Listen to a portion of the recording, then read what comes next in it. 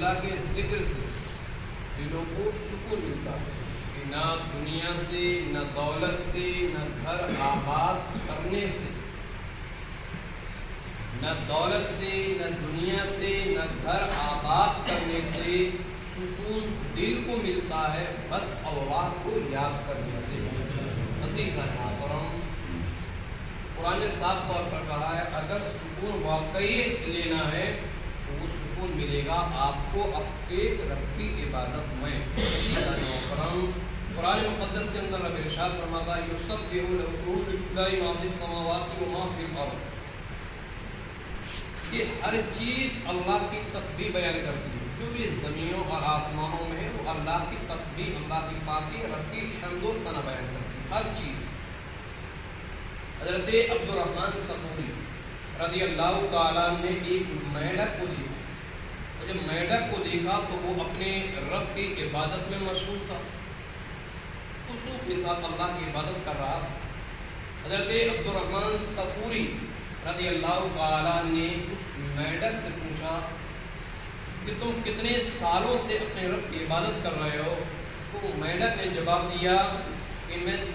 70 سال سے اسی طریقے سے اپنے رب کی عبادت و ریاضت میں مصروف ہوں۔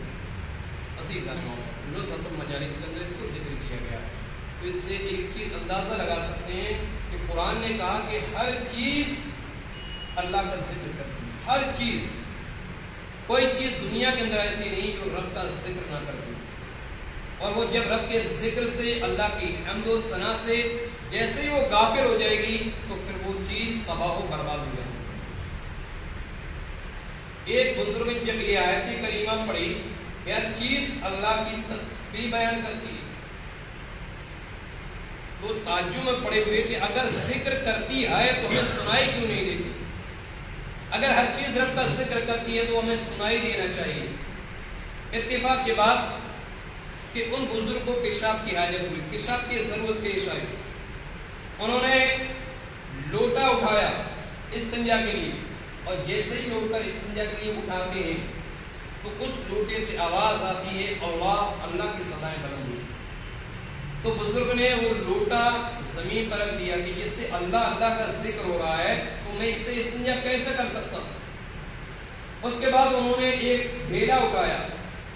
کہ میں اس سے استنجا کر لوں گا، اور جیسے ہی اس کو اٹھاتے ہیں تو وہ بھی اللہ اللہ کی تسبیح بیان کرتا ہے۔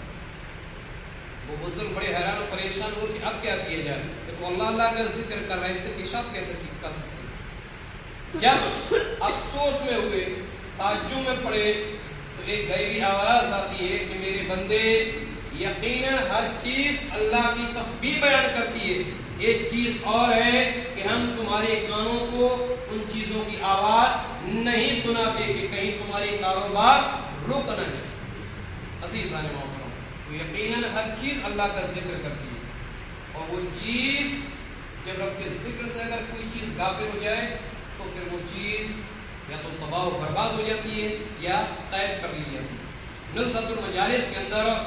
ایک روایت ملتی ہے حضرت جنید بغدادی، حضرت عبد الرحمن صفوری رحمۃ اللہ تعالی علیہ سید الطائفہ حضرت جنید بغدادی کے تعلق سے ایک واقعہ نقل کرتے ہیں، اور انہوں نے یہ کہا کہ ایک شخص آئے اور حضرت جنید بغدادی کو انہوں نے ایک پرندہ دیا جو طوطے کی شکل میں، اور پرندے کو حضرت جنید بغدادی نے پنجرے میں قید کر دیا۔ اسی طریقے سے معاملہ چلتا رہا، تو ایک دن اس طوطے نے حضرت جنید بغدادی سے کہا کہ اے سید الطائفہ، آپ اپنے دوست احباب سب سے ملتے ہو، آپ باہر گھومتے ہو، آپ ہوا کے مزے لیتے ہو، جتنے بھی دوست یار ہیں سب سے ملاقات کرتے ہو، تو پھر میرے اوپر آپ یہ ظلم کیوں کر رہے ہیں؟ مجھے آزاد کیوں نہیں کر دیتے؟ مجھے اپنے دوستوں سے ملنے کیوں نہیں دیتے؟ آپ مجھے کیوں روک رہے ہو؟ عزیزان محترم، حضرت جنید بغدادی نے اس پرندے کی آواز اس طور پر ملاحظہ کی تو اس پرندے کو چھوڑ دیا، اور جیسے ہی چھوڑا ہے تب وہ پرندے نے کہا اے جنید بغدادی، کوئی بھی پرندہ اس وقت تک قید نہیں کیا جاتا جب تک وہ اللہ کا ذکر کرتا ہے، اور جیسے ہی وہ اپنے رب کے ذکر سے غافل ہو جاتا ہے وہ پرندہ قید کر لیا جاتا ہے۔ عزیزان محترم، اس روایت سے بھی ہم نے کیا سیکھا کہ پرندہ